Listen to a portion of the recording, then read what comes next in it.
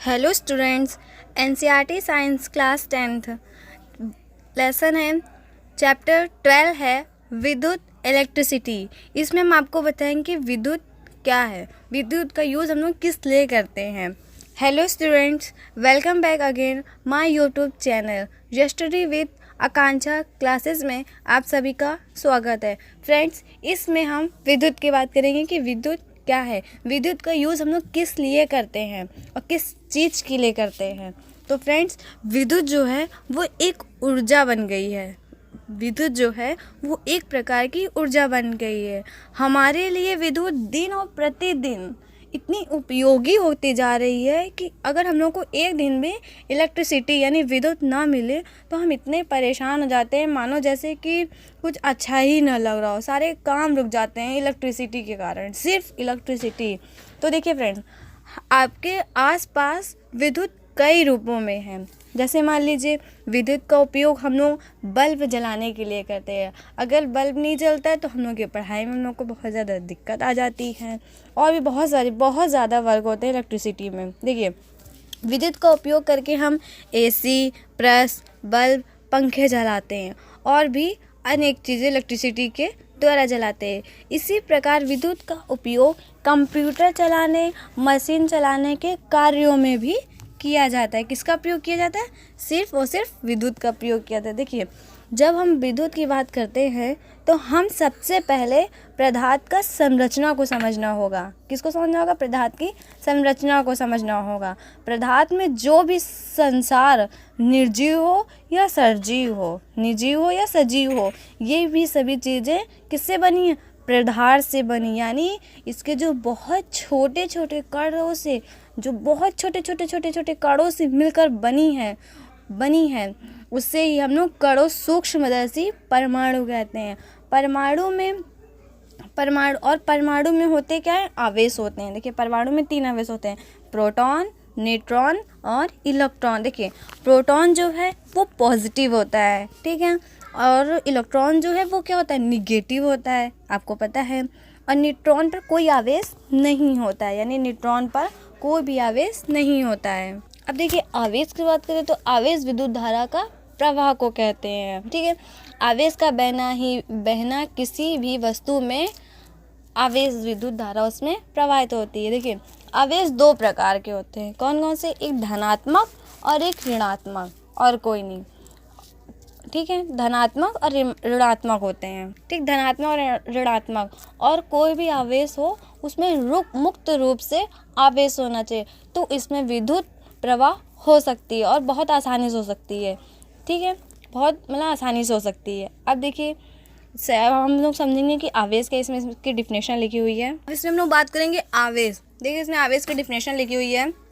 1 number में पूछेगा आवेश क्या है। देखिए, आवेश परमाणु का एक मूल कण होता है और धनात्मक भी हो सकता है और ऋणात्मक भी हो सकता है, यानी पॉजिटिव और निगेटिव दोनों हो सकता है, ठीक है। ये है कि देखिए, समान आवेश एक दूसरे को प्रतिकर्षित करते हैं। इसका मतलब ये है, अगर धन और धन यानी धनात्मक आवेश दूसरे धनात्मक आवेश आएगा तो एक दूसरे से दूर भागने की कोशिश करेगा, यानी बल लगाएगा। जो समान आवेश एक दूसरे को प्रतिकर्षित करता है, यानी ये एक दूसरे पर बल लगाने की कोशिश करता है। सेकंड है आसमान। देखा होगा कि असमान आवेश एक दूसरे को आकर्षित करता है। जैसे आपने बैटरी देखा होगा, उसमें 2 वायर होते हैं। जो रेड होता है वो धनात्मक होता है, जो ग्रीन होता है वो ऋणात्मक होता है, ठीक है। तो इसका मतलब यही है, असमान आवेश एक दूसरे को आकर्षित करते हैं। अब देखिए, कूलाम में दिया गया है C, ठीक है, इसे C से इंडिकेट करते हैं, और इसका कूलाम का मात्रक SI मात्रक होता है। आवेश का मात्रक SI मात्रक है। कूलाम का मात्रक है तो आप बोलेंगे SI मात्रक होता है, ठीक है। फिर इसी में दिया गया है, 1 कूलाम आवेश 6 × 10⁻18 इलेक्ट्रॉन पर उपस्थित आवेश है, ठीक है। आपसे 1 नंबर में ये पूछ लेगा। फिर सेकंड है, 1 कूलाम आवेश 6 × 10⁸ इलेक्ट्रॉन पर उपस्थित होता है, ठीक। फिर उसका दिया गया नीचे, 1 इलेक्ट्रॉन पर आवेश 1.6 × 10⁻⁻ का 19 C ऋणात्मक आवेश है। यानी जब आप 1 इलेक्ट्रॉन आवेश पे ऋणात्मक आवेश है कि धनात्मक, तो आप कहेंगे ऋणात्मक आवेश। अब देखिए, इसी को फॉर्मूले के द्वारा बता देते हैं, Q = N E, ठीक है। Q इज इक्वल टू क्या है, N E दिया गया। Q हमारा कुल आवेश है, N इलेक्ट्रॉनों की संख्या है, E एक इलेक्ट्रॉन पर आवेश। ये हो गया हमारा फॉर्मूला। सेकंड दिया गया है विद्युत धारा। विद्युत आवेश प्रवाह करने की दर को हम लोग विद्युत धारा कहते हैं, यानी आवेश के प्रवाहित होने की दर को हम लोग विद्युत धारा कहते हैं। देखिए विद्युत धारा का फॉर्मूला दिया गया, विद्युत धारा इज इक्वल टू आवेश अपॉन समय, और फॉर्मूला इसको इंडिकेट किया गया। विद्युत धारा I है हमारी, आवेश Q है, T हमारा समय। देखिए इसमें एक चीज़ मैं आपको बताती हूँ। देखिए धारा का SI मात्रक एम्पियर A यानी एम्पियर होता है, इसे एम्पियर को A से दिखाते हैं। अब देखिए फॉर्मूला दिया गया 1 कूलाम अपॉन 1 सेकेंड, ठीक है, 1 कूलाम 1 सेकेंड, मतलब देखिए IA, ठीक है, इज इक्वल टू IC और IS दिया गया है, ठीक है, क्या दिया गया है, IS दिया गया है, ठीक है। देखिए 1 एम्पियर की गणना करें तो 1000 भाग बनेगी, जैसे कि 1 मीटर में 100 सेंटीमीटर होते हैं, तो उसको लिखते हैं 1 अपॉन, और 1000 मीटर में 1 मीटर में 1000 सेंटीमीटर होते हैं, ठीक है, तो इसको लिख सकते हैं 1 अपॉन 1000 लिख सकते हैं, ठीक है, 1 अपॉन 1000 अगर फॉर्मूले में यूज़ करना होगा तो। देखिए 1 ampere A is equal to A यानी milli ampere 10⁻³ ampere, A mu A यानी A 1 माइक्रो एमीटर की बात करते हैं। सेकंड दिया गया है, इम्पॉर्टेंट है, विद्युत धारा को एमीटर द्वारा कैसे मापा जाता है। देखिए इसमें इसका प्रतीक दिया गया है, एक तरफ पॉजिटिव चार्ज दिया गया और एक तरफ नेगेटिव चार्ज दिया गया। मैंने आपको पहले ही बताया था कि A जो है वो हमारा एम्पियर है, ठीक है। देखिए एक तरफ प्लस है यानी ये इधर पॉजिटिव चार्ज है, और इधर जो माइनस यानी ये नेगेटिव चार्ज दिया गया है। अब देखिए इसमें बात करते हैं हम लोग इसके थ्योरी में।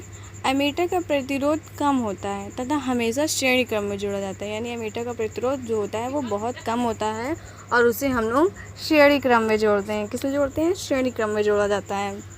सेकंड है, विद्युत धारा की दिशा इलेक्ट्रॉन के प्रवाहित होने की दिशा के विपरीत मानी जाती है। किसके दिशा के विपरीत मानी जाती है, क्योंकि जिस समय विद्युत की परिघटना का सर्वप्रथम परीक्षण किया था इलेक्ट्रॉनों के बारे में कोई जानकारी नहीं थी, अतः विद्युत धारा को धनावेश प्रवाह माना जाता है, यानी जो विद्युत धारा उसे हम लोग धनावेश प्रवाह भी से माना जाता है। देखिए विभवांतर की बात हम लोग करते हैं। देखिए विभवांतर जो है हमारा विभवांतर जो है हमारा V, देखिए इसकी डिफिनेशन 1 नंबर में पूछ लेगा, इसका फॉर्मूला और इसका SI मात्रक पूछेगा, तो आप बताएंगे क्या, एकांक आवेश को एक बिंदु से दूसरे बिंदु तक लाने में किया गया कार्य, जो लाने में किया गया कार्य उसे ही हम लोग क्या कहते हैं, विभवांतर कहते हैं। देखिए इसका फॉर्मूला दिया गया है V is equal to, V हमारा क्या है, विभवांतर, W हमारा क्या है, किया गया कार्य, और थीटा दिया गया है, ठीक है। और अगर पूछे आपसे विभवांतर का SI मात्रक क्या है तो आप बताएंगे इसका मात्रक वोल्ट है, ठीक। अब देखिए इसमें दिया गया 1 वोल्ट जब 1 कूलाम आवेश को लाने के लिए 1 जूल का कार्य करता है तो विभवांतर 1 वोल्ट हो जाता है, 1 वोल्ट कहलाता है। देखिए वोल्ट मीटर को पार्श्व क्रम में जोड़ा जाता है। आपने समांतर सुना ही होगा, जैसे कि रेल की पटरियां समांतर होती हैं।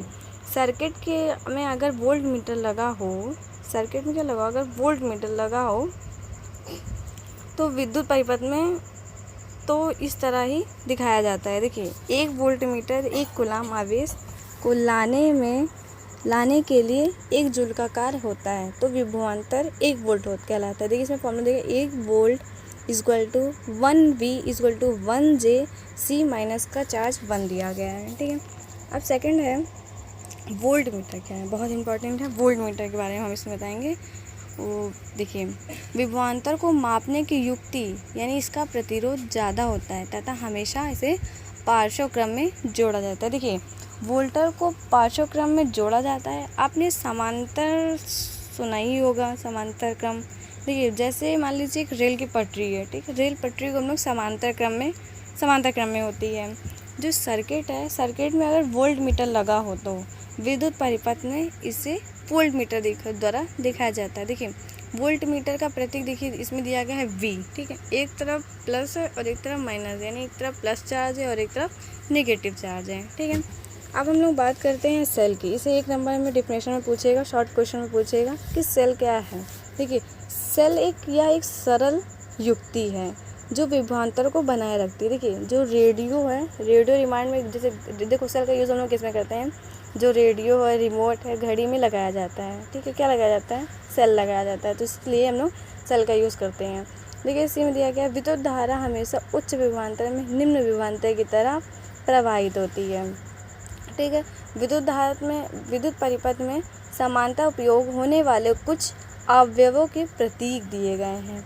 तो अब हम लोग इसके कुछ प्रतीकों को समझेंगे कि उसके प्रतीक क्या हैं। देखिए इसमें दिया गया है उसके प्रतीक। देखिए सबसे पहला दिया गया है विद्युत सेल।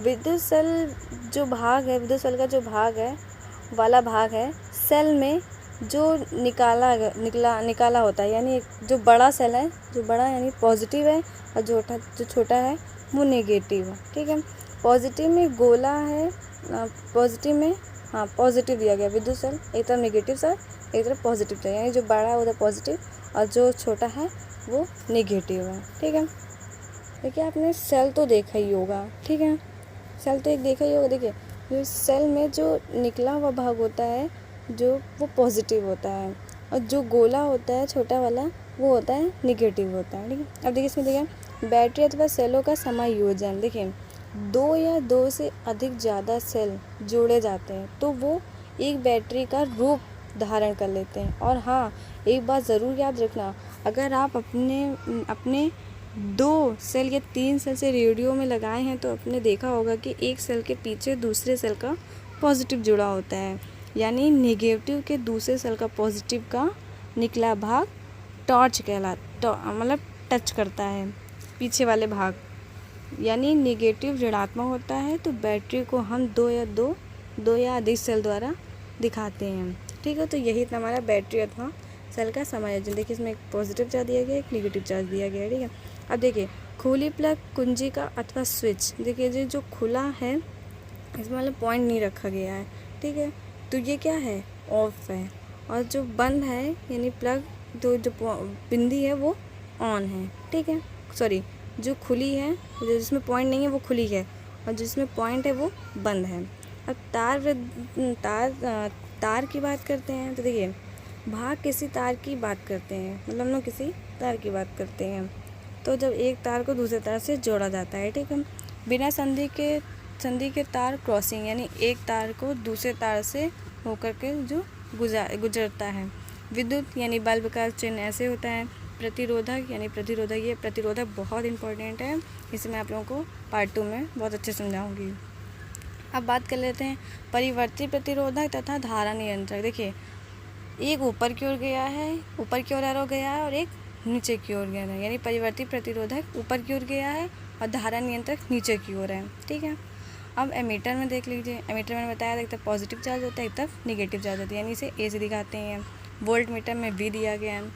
अब सबसे इम्पॉर्टेंट टॉपिक मैं आपको बताने वाली हूँ ओम का नियम, जो हर एक एग्ज़ाम में पूछा जाता है। और देखिए 10th क्लास के 7 सेट होते हैं, 7 सेट में 5 या 6 सेट ऐसे हैं कि जिसमें ओम का नियम पूछा जाता है। हमें लगता है कि सात सेट में ज़रूर पूछा जाता है। न्यूमेरिकल में पूछ लेगा, 2 नंबर का न्यूमेरिकल, 1 नंबर की थ्योरी, 3 नंबर आपके ये पक्के हो जाएंगे कि ओम का नियम क्या है।